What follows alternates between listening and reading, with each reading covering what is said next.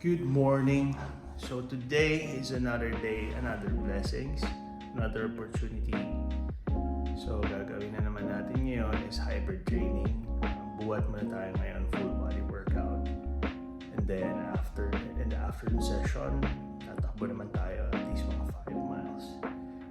Sana maaga tayo matapos mamaya para magawa natin lahat yan.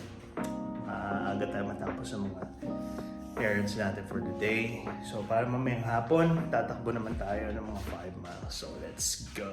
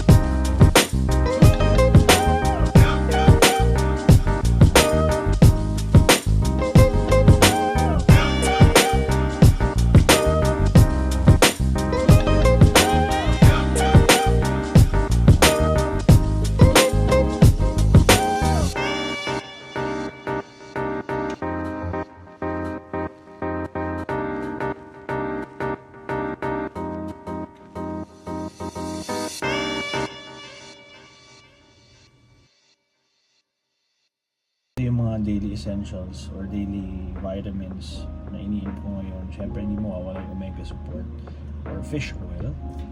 And then next is very important, vitamin C. So this is from Healthy Option, 1000 milligrams. And we have here Rhodiola Rosea extract, 500 mg. So these are for brain support, I believe. And then we have L-theanine and also ashwagandha. This is very highly recommended for me. It's really effective kasi medyo yung ginagawa ko daily, hybrid training, running, lowers down your cortisol level. So yeah, to drink.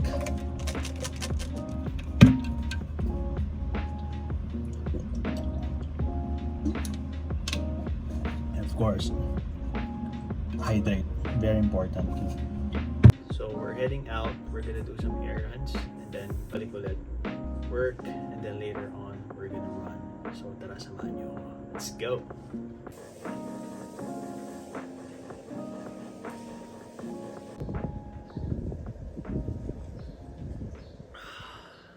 Natapos na ng mga errands namin, so I'm just having my black coffee, no sugar.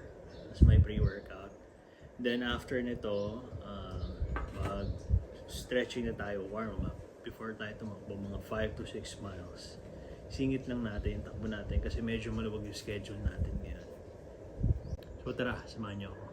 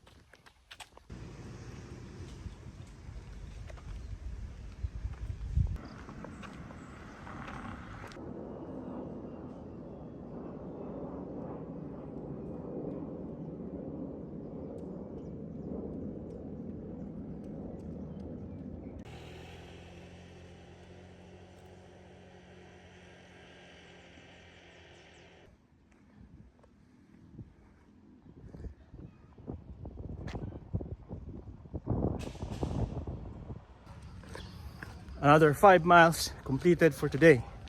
Ayos na yun. Easy run lang. Di naman kailangan na laging hard training tayo. Especially kung wala naman tayo sasalihan ng mga races, di ba? So, yeah. Kung nakabot ka sa dulo ng video na to, thank you for watching.